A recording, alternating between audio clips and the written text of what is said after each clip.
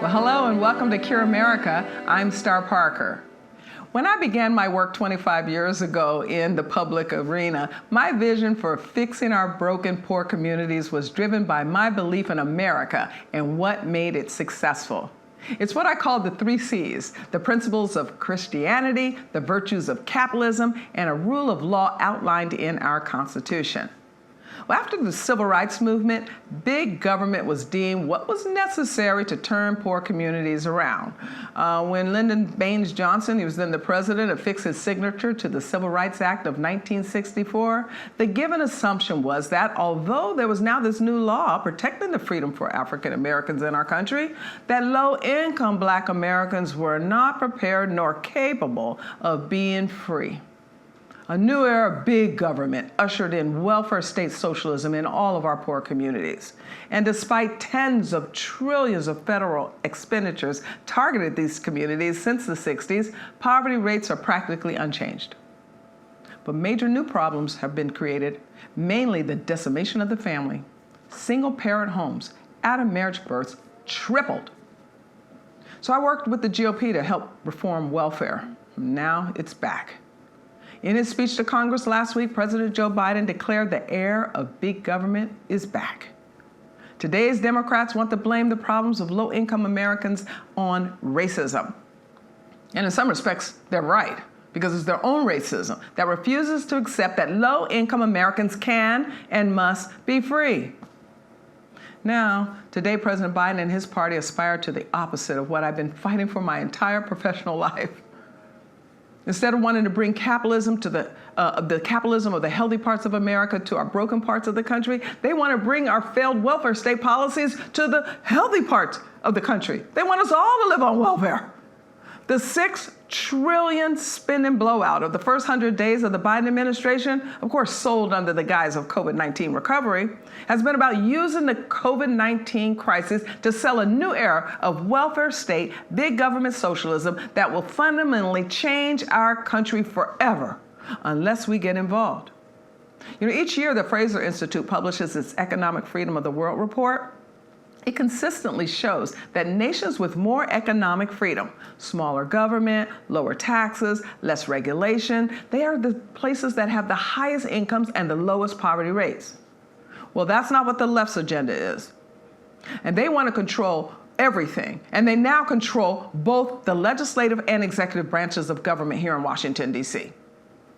So what are we going to do? What do we do about this expansion of government and their attempt to control and influence every single part of our society, every single part of our lives? Well, we're going to ask an expert, Phil Kerpen. He's the president of American Commitment. It's an organization dedicated to restoring and protecting America's core commitments to free markets, economic growth, constitutionally limited government, property rights, and individual freedom. Oh, I love him. Phil is also one of the founders of the Committee to Unleash Prosperity. And this committee was started by some friends of mine, economist Steve Moore and economist Art Laffer. Because we do need to unleash prosperity. We need to let people live free to make their own choices. Government should not be in the housing business. Government should not be in the business of educating our children. Government should not be in the healthcare business, and the government should not be in the investment business, if that's what you call Social Security. Those are my opinions, and I'll see what our panel and our guests think about it, because we're going to discuss all of this with our distinguished panel and try to come up with some solutions. This is an uphill battle to roll back the size and scope of government, if that's what you guys want. The forces of the left want big government. They're declaring big government is back. We've got to find out if Americans really want this, and that's why we want to bring it to you on Cure America today. We're also going to have a special guest. He is going to so encourage you. His name is Pastor James Ward, Jr. He's written a book called Zero Victim. Actually, he has 2. Zero Victim.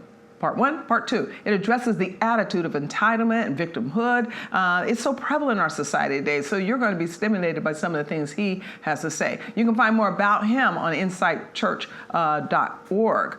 He and his wife Sharon were in town. They hosted a national prayer service at the Museum of the Bible this week, and so I was able to catch him and bring him to you. They're working to call America to prayer because they know government is not the answer, that God is our source, not government. So we're again going to cut through the noise of the news here at Cure America to find some truth. And right after this important message, I will be with my special guest, Phil Kerpen. Let's take a quick history lesson. Just 2 centuries ago, 94% of the people in the world lived in extreme poverty. Today, it's 8.5%. In a century, our life expectancies more than doubled. How did we come so far so fast? The freedom to create, to start a business, to keep what you earn.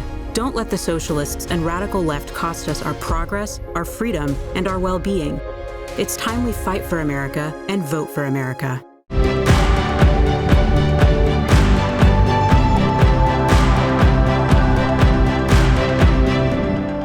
I told you I have a very special guest to help me sort through this, because I don't know why government's growing, why it is that 60% of Americans now get more from government than they put in. When you look at the 60s, it was like 20% of Americans got more from government than they put in. So I have Phil Kerpen, president of American Commitment, joining me. Thank you. Great to be with you. You've been in Washington a long time, fighting for free markets, limited government. What's going wrong here? The Biden administration is telling us the opposite of what Clinton said. He said the era of big government is over. Biden's saying, no, it's back. And boy, is it back big. $6 trillion in 100 days? Yeah, and counting. And they've got another couple of bills. They had another few $1 trillion. And we've really, I think, lost perspective of what that even means. I don't know, we can even understand what $1 trillion is. I think that we're seeing sort of the classic don't let a crisis go to waste. And sort of historically, every big increase in the size, scope, and intrusiveness of government has been sort of a ratchet up during a crisis. Usually it's a war or a recession. This time it's a pandemic with an associated recession. But I also think that perceived recession, yeah, because perceived. I haven't seen those. Yeah, that's a good point. Like that's a good economy point. is well, we had a very abrupt downturn when we told everyone you're not allowed to go to work, and then it bounced back up.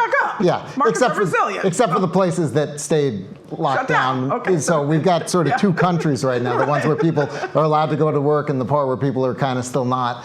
But go ahead. But the other thing that we've seen is the sort of the center of gravity politically in the Democratic Party, which was already pretty far left, has shifted even further. Okay. And you've now got, true sort of ideological Marxists exerting real influence in the Democratic Party. And we had Bernie Sanders essentially setting the policy agenda for the Biden administration. That's part of how they unified after their primary, is they said, we're going to do a joint policy committee and we're going to take a lot of the Bernie Sanders agenda.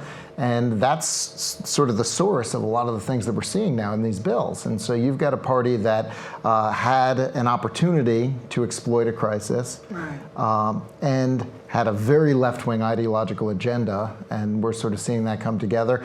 And of course, the other challenge we've got is, frankly, we had a massive expansion of government even last year when President Trump was in, so they can say, oh, we're just doing the same thing. We're just doing the same thing. That's what I want to ask you before we get further into where the Republicans are under the leadership of President Trump, what he left. But we've seen this dynamic for quite some time, to where the opposition party is not opposing.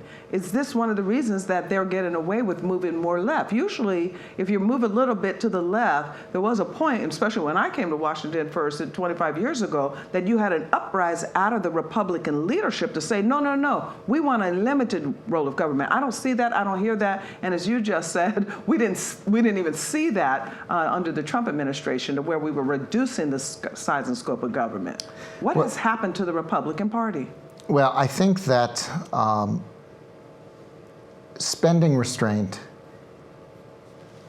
is very difficult to accomplish, just as a practical matter, the way the budget processes work. It's very hard to actually reduce spending. And I think that they've just found it easier to say, you know what, we're going to open the spigots on spending, we're going to focus on the tax side, and they did do a very good tax reform. Oh boy, they did. So they say we're going to focus on the tax side, but we're not really going to try to limit spending, because people enjoy government spending, the costs get passed on somewhere down the line, and it's easier to just go with it than to try to have that fight. And let's explain a little bit to people that say, but I don't understand the budget process. Why is it that that they keep getting more, the departments keep getting bigger and bigger, their budgets get bigger and bigger, that now instead of talking billions, we're talking trillions. Let's back up a little bit of what your organization, other economists that you've worked with, like Steve Moore, Art Laffer, have said, guys, you need to be watching the spending side as well. How does that apparatus work that they're not able then to peel back on that side of the aisle? Well, Or the question of the aisle. Government spending automatically grows. It's set to grow automatically. In fact, the way they do the budgeting, they use something called baseline budgeting, where if you were to say, I want this agency to have the same budget next year that they had this year, they would call that a big cut. And you get headlines, wants to cut, because they assume that it's going to increase every year, and it's going to increase pretty substantially. And so it's very hard. If even keeping it the same is going to be called a huge cut, imagine how hard it must be to actually cut anything. And then that's just the normal budget. And then you have these emergency supplementals, and we've got to spend an extra, some huge amount. And then sometimes it just becomes political talking points that are not connected to any actual need for programs. And so this bill that we recently had, they called it a COVID relief bill. I called it a COVID exploitation bill. But they sent $350 billion to states. Right. Most states are already in surplus. Right. So I'd say, we're going to assist you out of your. They're already in surplus. So you got a lot of states and localities now that have like a whole extra year worth of money that the federal government spent them, and they don't even know what to do with it. They don't know what to do with it, figure out what to do. And they won't give it back to the taxpayers. And I don't know that the taxpayers even understand that. Well, they prohibited it. Happened. Yes, exactly. They said you cannot cut taxes. They said you can do anything with this money except cut taxes. Thank you for bringing what they put into the. And y'all need to hear what he just said. That's exactly what they put in the bill. How in the world do you tell them, okay, we're going to give you all this money. We know you're flush with cash, but you cannot cut taxes. Don't give it back to your people. Then what should the people do? Everyone is looking at now out of control government. You start hearing trillions upon trillions, and those that have grandchildren, like myself, start saying, who is going to pay that bill? You alluded to somebody in the future. Right. Well, we know who it is. What are we to do today to try to slow this Biden administration policy down, even if they point to saying, well, you guys under Trump were spending money too, so how do you criticize us now? Well, I think our grandkids are going to have to learn the word quadrillion or whatever comes next, because they're going to, it's going to, trillion's not going to get. I think they took math. I think they have to learn. They have to learn whatever the next word is after trillion. They have to start to learn. Now look, critical race. Yeah, right. Math, but. Right. Well, look, I think the vast majority of this spending is not going to be paid for through tax increases. It's going to be paid for ultimately through devaluation of the currency. And we're already starting to see inflationary pressures build. And we've got an administration, as all the commodity prices are rising, energy prices are rising, and they've all got the same song sheet now. They say, it's just transitory, temporary, then prices will settle down. I tend to think that if they do what they want to do and pass 2 more multi-trillion-dollar spending bills, we're going to be on a trajectory where things are going to be getting a lot more expensive. Is that when people will start saying ouch and say? I think so. Yeah. You think it'll happen before 2022 that they might say ouch enough to say? I think will be the question. But I think people are already seeing it, particularly with energy prices. They're seeing it in food prices, and so I think that the pain is not going to come necessarily with higher taxes. It's going to come with higher prices, which is going to be a consequence of all of this unpaid for spending, creating inflationary pressures. And we've got a lot of people, younger people, have never seen inflation. Right. They haven't seen it in their whole life. No. And so I think there's going to be a loud wake-up call when they do start to see it. And I think the challenge for Republicans is to sort of connect the dots. Okay. So the reason things are getting more expensive is we've got reckless policies that are pushing more money. They're creating creating those pressures. And so in the states, you have the red states that are also being using a whole lot of ingenuity and innovation. So are they going to still feel that punch? Because we also see movement from blue state to red states, and those. Well, we've got 2 very different economies right now. Yeah, we do. We've got 2 very different economies. We've got 2 very different economies. Look, and we've got there are some Republican states that never shut down, never locked down at all. Right. You've got others that did it for 3 or 4 weeks, like Florida. Right. Okay, and then you got places like New York and California that did it for 14 months. Right. Okay. Right. Now, a place that only shut down for 3 or 4 weeks and has had a functioning economy for the past year is going to have 4% unemployment, something like that. They're going to have they've had a productive, functioning private economy. Right. A place like Illinois or New York or California. Right. there's a reason they have 7, 8, 9% unemployment in these places, because they told people you're not allowed to go to work. So what is the impact going to then be with the red state taxpayers and the blue state taxpayers that were shut, and these are flush, and now we have sending to Washington where they're just sending it back to states and telling them, but don't give it back to the people? Well, unfortunately, we're rewarding the states that pursued bad and destructive policies by giving them these massive windfalls and massive amount of federal tax dollars. The other thing that I'm very concerned about is we've got a labor shortage all over the country right now, because we're actually paying people more not to work than to work with the federal unemployment bonuses. Right. You can now get, it was worse last year actually, it was a $600 per week bonus on top of your state unemployment. It's $300 now, but you still have almost half the workforce of this country can actually get paid more not to work than to work. And so everywhere you go now, you see those help wanted signs. We got stories of businesses that are closing because they have too many customers and they can't make it work because they can't get the staff. And we've got so we've got a very bizarre situation right now. But then what's the answer? Well, actually, I might have to take the answer up with our panel, because we have about 25 seconds. So unless you have a one-word answer, or tell us what your website is so people can get more information about some of the things that you're seeing and some of the solutions that you're exploring. Well, I think the one-word answer is states should end those unemployment bonuses. And Montana was the first one to do that, and I'd like to see more states do that. Our website is americancommitment.org. And I also have a daily newsletter that I do with Steve Moore and John Fund that's free if people want that. That one's committee-to-unleashprosperity.com. Yep, that's the one I get, you guys. That's why I had Phil on, and thank you for being with us. I'll be right back with my panel. Hello, I'm Franklin Graham. We've got a new year in front of us, 2021, and new opportunities. But for many, we've got the same old problem. There's that emptiness in your heart, and you've been trying to fill it with drugs and alcohol and sex and everything else, but it just doesn't work. You've been searching, but you don't even know what you're searching for. God is the only one who can fill that vacuum. If you've never trusted His Son, Jesus Christ, as your Savior, do that today. You see, Jesus took our sins. He died on the cross. He was buried, and God raised Him to life. And He can come into your heart and change you and forgive you. Just pray this prayer with me right now. Just say, God, I'm a sinner. I'm sorry. Forgive me. I believe Jesus is your Son, and I want to trust Him today as my Savior. I want to invite Him to come into my life and take control. If you prayed that prayer, call that number that's on the screen. Do it right now. Call that number. Someone's willing to speak with you right now. Call that number. God bless. I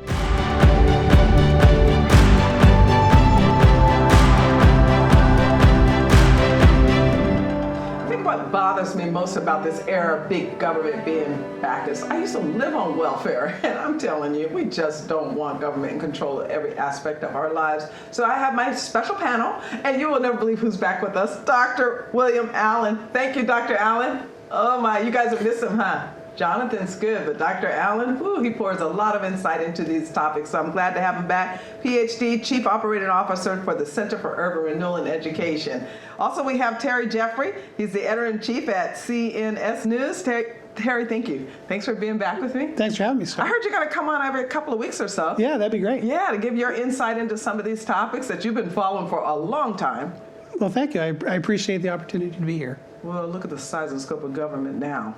We've been in this a long time, and now we have to talk about what happened. So we'll get to that after I introduce my next guest, Mike Howell. Mike, you've been here before too, though. Yes, I have. Yeah, Senior Advisor for Government Relations at the Heritage Foundation. You know the Heritage Foundation are very, very good friends and partners at the Center for Urban Renewal and Education. So we appreciate you. We get a lot of your colleagues over here too. And now the era of big government's back. So I wanted you to weigh into it because I know you do not like that they are back because you just wrote an article about that. Yeah, it's back and with force. So this really doesn't come as a huge surprise, but President Biden the other day in his State of the Union type address rolled out a whole list of plans they want government to take over. This covers everything from how your kids will be raised. They want the government to take over child care, and all the way to elder care. Your entire life they want to be planned through government care to remove the family from making those decisions. It goes into what they call infrastructure, which traditionally means roads and bridges. Well, they want to roll out a multi-trillion-dollar plan on that front that only 10% of it builds roads and bridges. The rest go to these types of programs. Whoa, only 10%? It's very little towards the things things they'll tell you it's going towards. And then they want in the education sphere, they want to basically take the Department of Education, which is in Washington, D.C., and increase it by about tenfold. So a bunch of bureaucrats in D.C. are telling folks out in the States, what their curriculums are, what their teachers can teach, et cetera. And so it's really a supercharging of Washington, D.C. to take over life in every single aspect for families across the country. Well, I hope people heard you loud and clear. Terry, I tell you, I was talking to Phil, our special guest interview, that and almost joking about this is dangerous territory that we're going into, that they are replacing mathematics with this critical race theory and all these other things by controlling it from Washington. Well, it's crazy how the power and the spending of the federal government has been increasing. Every month the Treasury Department puts out what they call the monthly Treasury Statement, which itemizes the spending of the federal government. And I do a report on it. It sounds like it might be a boring thing, but there's an interesting thing. You do a report on it? Yes, I do. Okay. Now, so the latest one was for March, which gives us the first 6 months or the first half of fiscal 2021. And federal taxes, federal spending, and the federal deficit all set all-time historical records through the first half of this fiscal year. So even though the government taxed away more money for the American people in the first half of this fiscal year, adjusted for inflation, than in any other first 6 months of any fiscal year in our history, it spent more money and ran a bigger deficit. In fact, the deficit in the first half of this year is more than $1 trillion just for 6 months. Oh my. And we can find that report, at the CNSnews.com, yeah. CNSnews.com. Dr. Allen, they're excusing this by saying that, the Trump administration spent money too. Why can't we spend more? We got people that are saying, well, I do kind of like that the government's giving me more money to educate my kids or to pay for my health care, to take over my life. We've already seen these policies in every urban center. They don't work. We've seen these policies in all of these third world countries. They don't work. What's happened that people think it can work again, that they're allowing for this administration to get away? Well, there's a new theory now, Star. The new theory is it didn't work before because not everybody was on welfare. But if we put everybody on welfare, then it will work. And that's, of course, what they're doing. That's why when I wrote this past week, I said the social welfare state is on the march. Now, this is deliberate. It's not an accident. It's not just a question of spending. It's a question of design, of how we're going to structure this government and live our lives. And what we need to understand, as I see it, is that we don't want to keep the budget limited. We want to limit the government. Right. And they keep us focused on the budget while they expand the government, expecting that one day we'll all wake up and we'll say there are no welfare queens left because we're all on welfare. All right, now that's interesting because it is what's happening, and we see it happen in countries like Venezuela, and we think, well, it won't happen here. We've seen what happened when they brought in communism, Cuba. It won't happen here. It will happen here. What is it that's in the American people that they sent these folks to Washington? Did they not hear what they were saying? And that question's for anyone. Dr. Allen, you can start, and I want to hear from you guys, because we're in a reality that we don't like, those of us that work here in the swamp. But the American people created this reality. What are they not understanding about what happens to your life when government controls it? Well, let me illustrate this with some facts that shows you that what really takes place is the people are being fooled, to put it in the simplest terms. Let us take vaccinations. You heard in the so-called uncalled State of the Union address that we had intended to vaccinate 100 million people in the first 100 days. But we had 200 million vaccinations, right? That's what he said. But of course, it wasn't 200 million people. He wanted it to sound like 200 million people, but it wasn't 200 million people. When he came into office, 1 million a day were being vaccinated. So it's no surprise you'd get to 100 million in 100 days. Nothing changed. But the reality, as he described it, made it sound as if he had doubled the impact. Well, of course, most of that first 100 million people got vaccinated twice. That's how you got to the 200 million. Oh, dear. So you're saying then that because of this word game, people are starting to nod their head yes, and then buying the big government. You're in the media. There is, it seems like now, I don't like the word conspiracy, but there is an agenda of the mainstream unionized media that to get this misinformation out, if I buy into the idea that Dr. Allen's saying that people might not want this reality, they just might not understand the reality. You know, I think there's no doubt about it that the establishment media is liberal. They want big government. Some of them are socialist. And they like Democratic politicians more than Republicans. They like liberals more than conservatives. So Joe Biden is their kind of guy. And I'll just say this, Star. I think there's really two ways you can be. You can be independent or dependent. And if you're independent, which means you take care of yourself, you take care of your own family, you're more or less free. Right. But if you're dependent on the government, then the government has much more control of your life.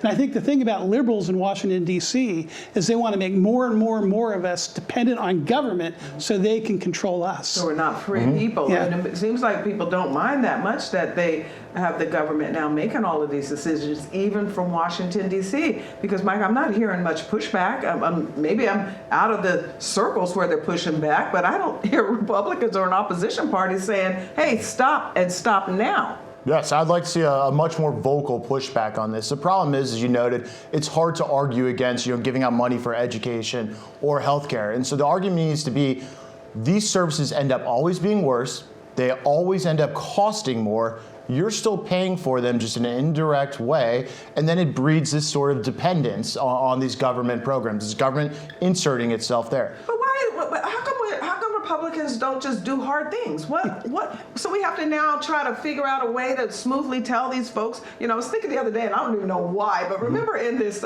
stage play, I don't even know the name of it, but there was a line in one of the songs that a spoonful of sugar helps the medicine go down. Right. It's like, wait a minute, why can't we just be honest? Why can't they just say, it's not government's role to pay for your health care? Right. Why don't, instead of buying that product, you go out and buy an insurance policy? Yeah. Is this not something that the American people have the capacity to do, or they're just not being told to do it? Well, we have the capacity. We've proved that in the past because we built this nation on the basis of that capacity. Yeah. But it's free people. we can see self-respect eroded the more the state creeps in. And beginning early in the 20th century, when they tried to create this administrative state, the whole purpose was to breed dependence on government. And we know from human history that that can be done. Yeah. So it is not that we're incapable of it, but we also have these susceptibilities which can be exploited. And they're being exploited in our time in a way they've never been before. So everything is at risk right now. So everything. What do we do? What do we do? I know we have a guest interview who wrote a book, Zero Victim, and explains to us how, we got to get out of this mentality. As you pointed out, that this is not just the welfare queen anymore. This is the whole nation. What are we going to do? They want to educate our children. They've already got them K through 12. We had an Espinosa decision that says you don't have to keep them trapped in these schools, but now we're hearing from those that are supposed to be on the right that really want more freedom, as you mentioned, saying reopen those government schools. Why would we want government schools reopened? No, we need to fight back, and we need to fight back especially in the schools because that's where they're trying to teach our kids their values. But to show how this slides downhill, so government takes over our healthcare system. They say everybody has to have health insurance, and we're going to regulate it. What happened under Obamacare? They said you not only had to have health insurance, that health insurance had to cover abortion-inducing drugs and devices. So they were coercing Americans to engage in activity that many of us believe is not just profoundly evil, it's literally the taking of a human life, and they're saying you must do it. I know, to the point that, in fact, talk about even the little sisters, isn't that? They were like, why would we want to have to sell birth control in our health so we already hit that threshold in our society. Precisely the point. The government is saying to us we are not permitted to act on our own understanding. We can only act on the basis of a collective understanding. And who is it that articulates the collective understanding? The power in control. But of course, it is perfectly obvious to anyone that there's no such thing as a collective intelligence. There's only individual intelligence. And denying us the right to rely on our own intelligence, our own understanding, means creating an undifferentiated mass where we are utterly alien to one another and dependent on the great master. Well, I agree with you that we have to be there, but even what we saw during the COVID shutdown, our churches shut down, I think that even the pastors have lost their way. Exactly. Is there something that can be done? I want to talk more about it after our guests on our when we're on the solution side with you, the panel. But Mike, in a minute, you work at a policy institute. Is there something that can be done to slow this down while the grassroots or the individuals are recovering ideas of freedom and a desire to want to be free? Yep, absolutely. I think first and foremost, we've lost a lot of the institutions that existed in the space between government and individuals, whether it's your churches, your school boards, your communities, your Boy Scouts organizations. A lot of those have been conquered by the left. And so for COVID, the government didn't necessarily roll out nationwide shutdowns.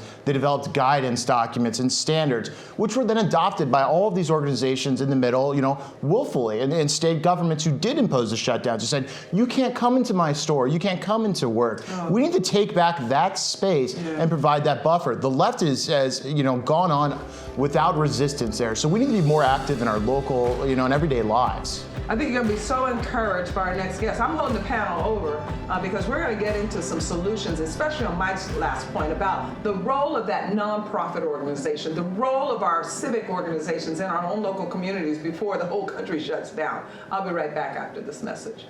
Yes, I have thought an awful lot about blowing up the White House.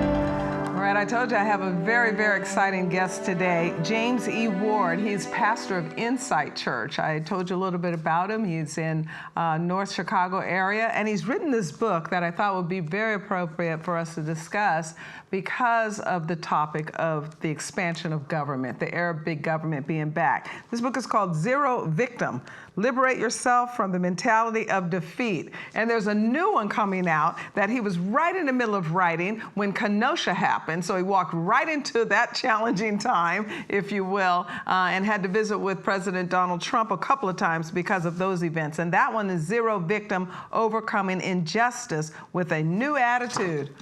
I love it. Wonderful. Oh my goodness, this is exciting because we've bought this lie of victimhood. Yeah. What happened to us? We're talking about a people that were very resilient. If our ancestors could get through slavery and Jim Crow, what has happened to us? Yeah. Tell me about it. Star, it's so good to be with you. Well, thank you for the great work that you're doing. And you were in Washington, D.C. for prayer. Yes. Yeah, at the Bible great Museum. Relationship with the executives over at the Museum of the Bible. Something great is happening there, which is so wonderful. Listening to you talk about our ancestors, one of my favorite authors is Booker T. Washington. Okay. And as early as the 1900s, he was preaching this zero victim message. And you know what? Folks were rejecting him and berating him about it. Yeah. But to read some of his writings right now, Up from Slavery and a number of other works that he did, it's something that we need. It's something we especially need in the Black American community. That's right. And this idea of liberating ourselves from the mentality of defeat. We can overcome the things that we're facing. We can't control what happens to us, but we can control how we respond. And we're not talking enough about our response and how we face off with some of the things that we're dealing with. Challenges aren't new, but it's the way that we address those things and respond to them that really determines the outcomes in life for us.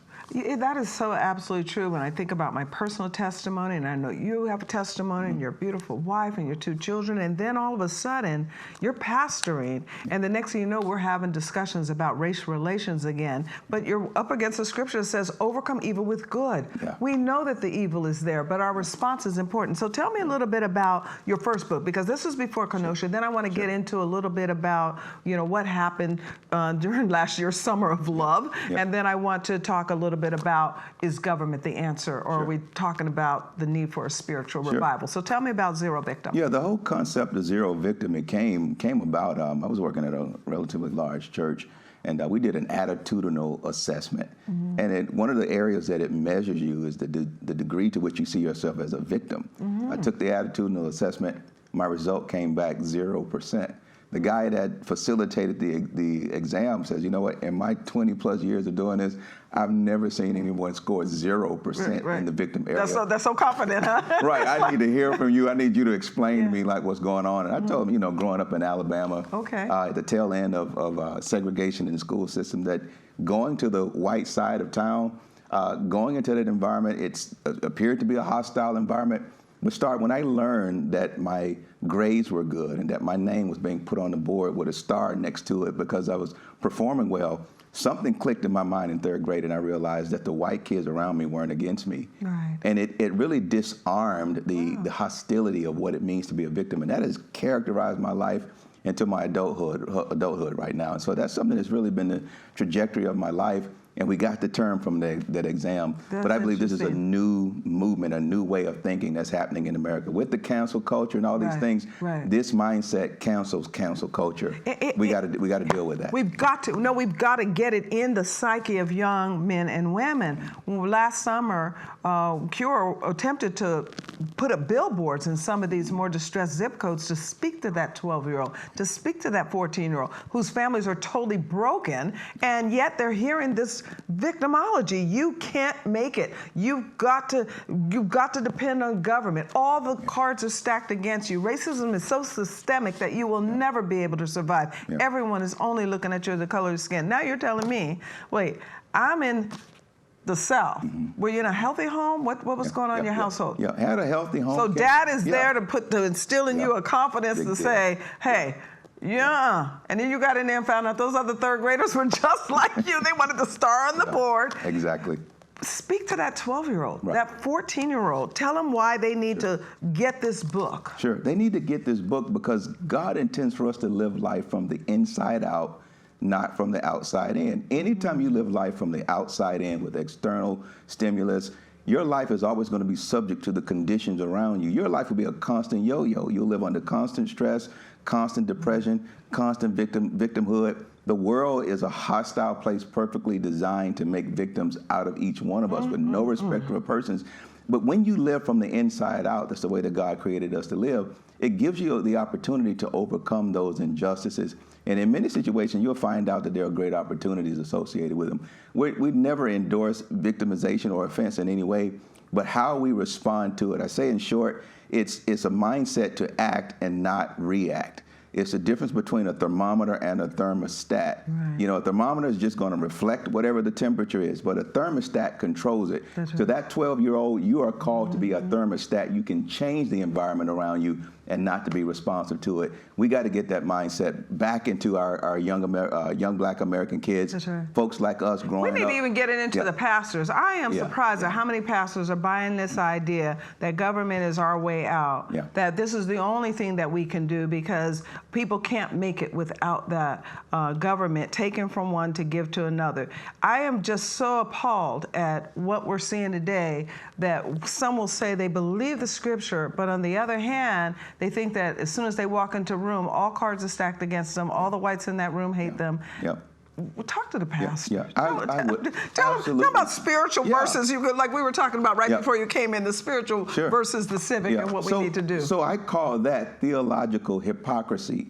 I cannot preach the gospel, and we quote scriptures, for example, maybe Isaiah 54, no weapon formed against me will prosper. You know what? Racism is a weapon.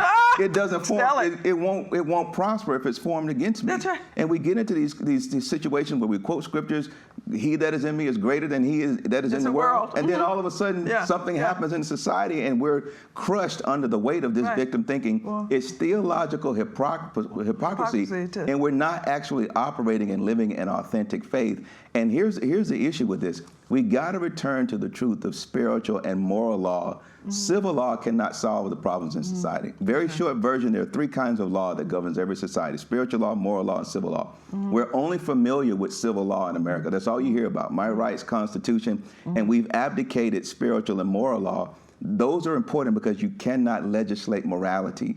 Civil law is incapable of building better people, and we're not having the conversation about building better people. Right. Let's get back to conversations about intact families, mom and dads in the home, building better kids. It has to start there at that level. Lots of talk about the offense, but we're not talking about why people are becoming more offended, and it's an immorality decline in our nation. It really is, and I think that we're accepting that that's the status quo now, even as black people. You mentioned that we can't legislate morality. Dr. King said that. He said, you regulate behavior. He said, I can't make a man love me, but I can keep him from lynching me. That's what the change of law was about. That's what the civil rights era was about. We've taken a different journey. So tell me about what we're going to find in overcoming injustice with a new attitude. It goes a lot deeper with this concept of zero victim.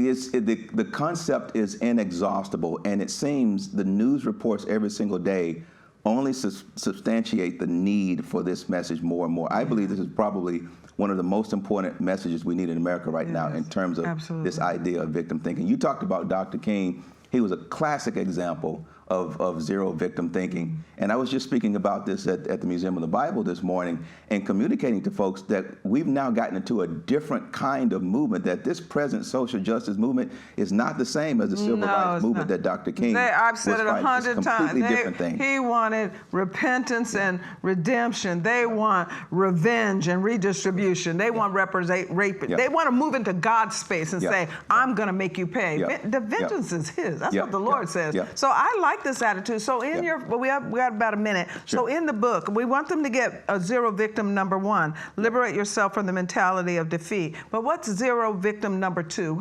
They need the collection. In a nutshell, what are we looking for? The idea of overcoming injustice with a new attitude. I say, Star, that altitude is determined by attitude. You've got to change your attitude first. We don't endorse any kind of injustice, but the way that you respond to it determines your outcome. I use a simple analogy that we have to be like a catcher, that if I'm throwing a 100-mile-an-hour fastball at you, that's a life-threatening event. But if I put on the right equipment, if I posture myself, if I anticipate that ball, I can now manage that offense instead of being threatened by it. That's how we have to deal with victimization in the world right now. Are y'all getting this? I love it. I tell you, Pastor, you've made my morning, you've made my day. Thank you, sir. And I think that that people are going to glean a lot out of this, and that we need to get this message out there far and wide. And I think that people are going to be excited that there are pastors like you in our society, because we hear from the other side a whole lot. And so thank you for being with us. James E. Ward Jr., his beautiful wife is here with us, but zero victim, you want to put that on every bookshelf and make sure that our 14, 15, 16-year-olds read it right away. I'll be right back with my panel. Hello, I'm Franklin Graham. 2021, and the pandemic is still here. People are still afraid, scared. Some states open, some states close, then they open. It's just crazy. But I can tell you that the only hope that we have is God. God made us and created us, and He sent His Son, Jesus Christ, to this earth to take our sins. And Jesus Christ died for our sins. He was buried for our sins, and God raised Him to life. And He'll come into your heart, and He'll change you, and He'll give you a new life and a new beginning. But you've got to invite Him. If you've never invited Christ into your heart, do it right now. Just pray this prayer with me. Just say, Dear God, I'm a sinner. I'm sorry. Forgive me. I want to turn from my sins. I believe that Jesus Christ is your Son, and I want to trust Him as my Savior, and I want to follow Him as my Lord, and I pray that in Jesus' name. If you prayed that prayer, call that number right now that's on the screen. Call it. God bless.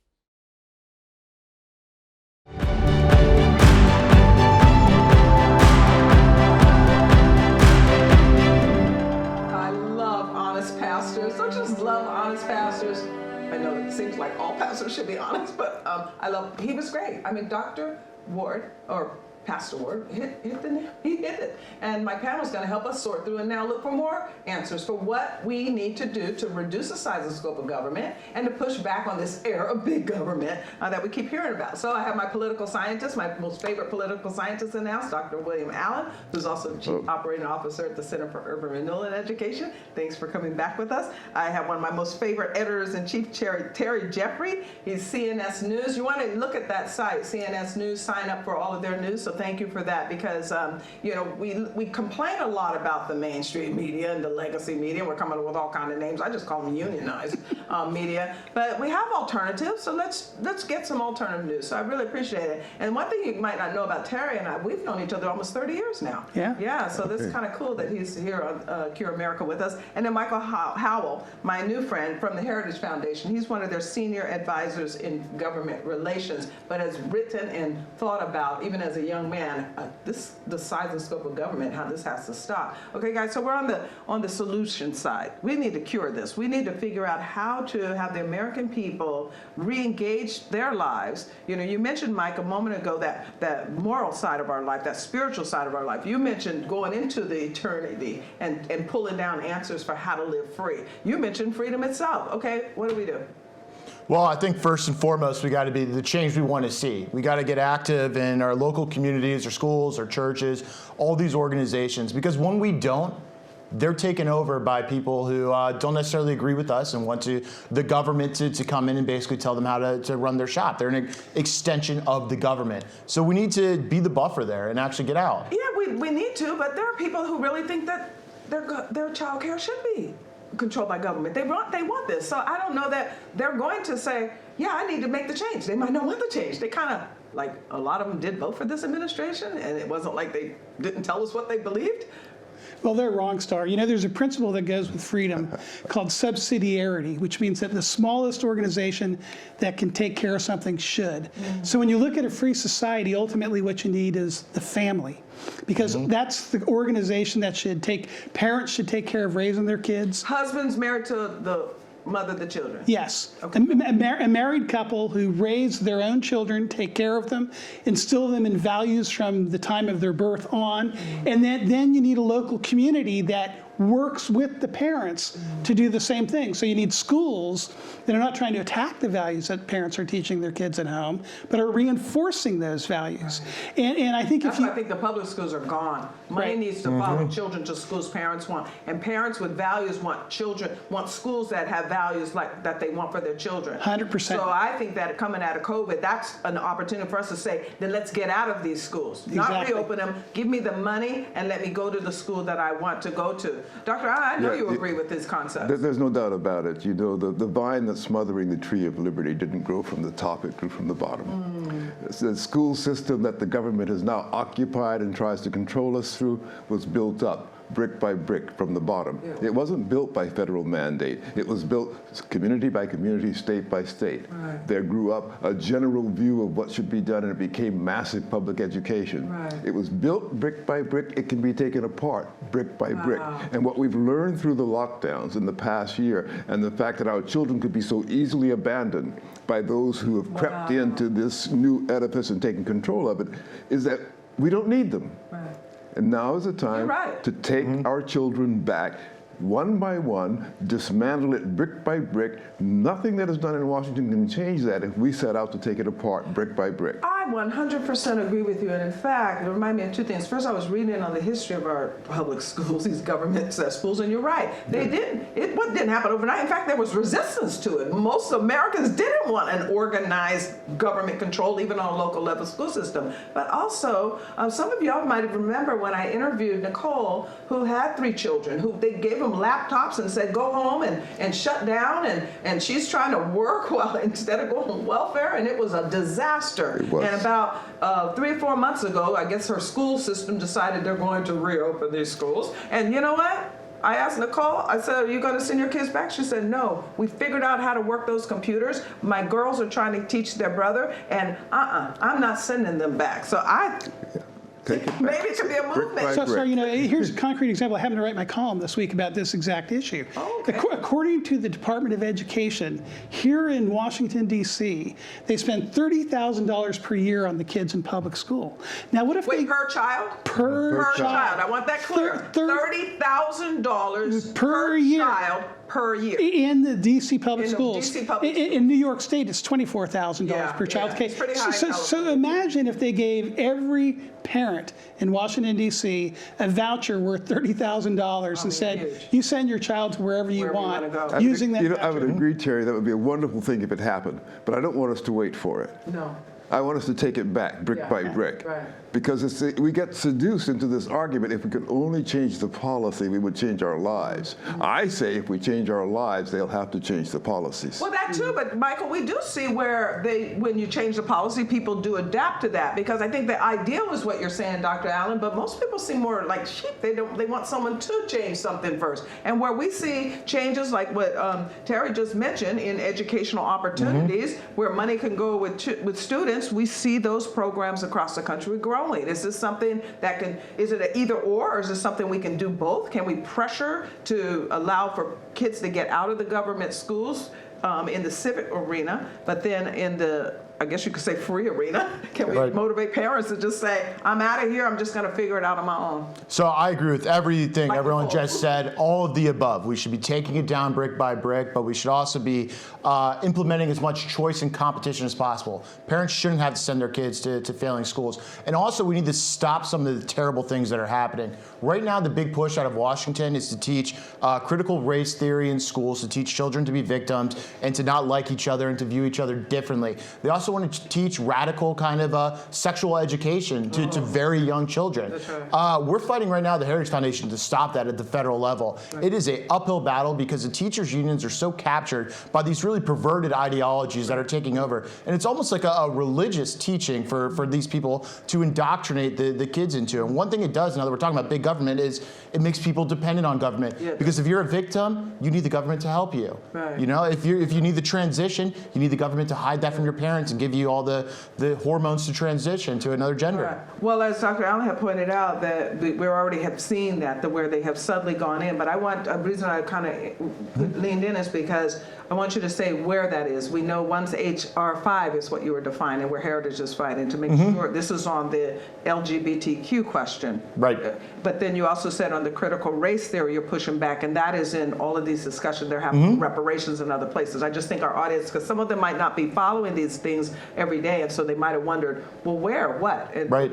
Well, I will say every decision coming out of the Biden administration right now is imbued with this theory. Okay. It permeates everything. But the most major ones that we're looking at in the education space are this, Families Act that President Biden announced the other day, which will blow the Department of Education up to 10 times its size to basically force schools to teach this way. They won't get money that, now they're dependent on from the government unless they sit down and teach, 4-year-old, 5-year-olds that they're different because of the color of their skin. Is this how we get them to stop depending on the government? And the point, of course, is that's a mandate. That's what the Biden administration is doing. It's mandating that we change our understanding of our country's history and of our place in the country. So yes. If you take their money, though, you do have a choice. You don't have to take the money. That's only partly true. Okay. For example, when the Navy is doing this and requiring an oath of every sailor, it's not because the sailor is taking their money. No, I got it. They've captured the sailor. That's exactly The whole right. Defense Department is doing it. The CIA is doing it. The Justice Department is doing it. The whole government has been mandated to do it. That is true. So we've been taken prisoner. In fact, Cure did a study on that. In the same way in the 1930s, the communists tried to take us prisoner by sneaking into the government and seeking control. Guess what? These people are not loyal to a foreign government, but they've sneaked in, taken control, and taken us prisoner. And we will not free ourselves unless we simply, deliberately, even if one by one, say no more. Right. And we have to one by one say no more. And you're having people, even in the military, as you're saying, push back. And well, Cure did its paper on that. So if you want to go to curepolicy.org, you'll find that paper. But that is an important point. Is there something that we can do? This is really out of control. It is in every department. It is in all of the administration. While Heritage is looking at that Family Act, we're looking at the critical race theory now in every single apparatus of Washington. It's the theory of this administration. Right. And then also we're looking at this movement of that LGBTQ. Is there enough people out there to say, we're rising up, we don't want this anymore, and we'll even go to jail for our beliefs? We hope so. I mean, this trend of consolidating all this power into the federal government that's being used to do this stuff has been going on for decades. But we have to reverse that. We have to find a way of shifting the power back down to the states, the localities, the communities, ultimately to the independence of the families. And I think But how? Families communities are busted up too. Yeah, it's just like, right. Well, you know, right. in fact, I just saw the new numbers are coming out. I haven't dug through them. That's my weekend assignment coming up. But we saw another crash in family development last year. Yes. I had $5 on we would have a baby boom, and we're not. Right. No. It's a massive bust. cultural struggle. There's no doubt about it. It's a massive cultural struggle that ultimately starts with rebuilding the family as the foundation. Well, of then we need American honest society. pastors. We need truth tellers. But let me say, I think the politics is going to come before that cultural change begins. And let's just use the image, the symbolism of an unfinished wall on our southern border. All it took was a single election to call a halt to something very important and something large. Absolute disaster. And of course, it created a complete disaster about which the president was silent in his so-called State of the Union address. But we can also leave unfinished the wall of critical race theory with political change. So we mustn't forget that. All it takes is a single massive political change to stop some of these things in their tracks. That is an excellent point, especially while we're talking solutions, because we're seeing state governors say that. You're not doing it in my state, Yes. you're not doing it in my state, and so it's reminding us that actually, you know, the Constitution protects state interests. Yes. Maybe it's time to revisit states' rights, Precisely. even though some people think that that's a curse word. And remember when Bill Clinton came in 1992, the election then, Hillary Clinton was talking about socialized medicine then. Oh, yeah. And what happened? We had the Republicans take back Congress in 1994 in a very significant watershed election. So I think there's no doubt that the upcoming midterm election is going to be a huge referendum in this country on, do people really agree with this federal overreach that Joe Biden is a champion of? Well, and not just waiting until 2022, because you've got Virginia having races this year. Texas just had some that they're like, wow, things are changing, and they're changing a little rapidly. Oh, he's telling me that I don't have any more time to get another answer from you guys. But let me just ask you real quick, can we do it? Yes. Yes. I'll be right back with some final thoughts after this message. Thanks, guys. Thank you. Thank you. It's time for a Cure. Cure is a coalition of new voices with new ideas that will become new policies. We are the Cure. The Center for Urban Renewal and Education, headquartered in Washington, D.C., Cure works with churches, political, and business leaders on behalf of urban communities. Cure's mission is to address issues of culture, race, and poverty from a Judeo-Christian perspective. Cure. Join with us. There has never been a better time to help Black communities.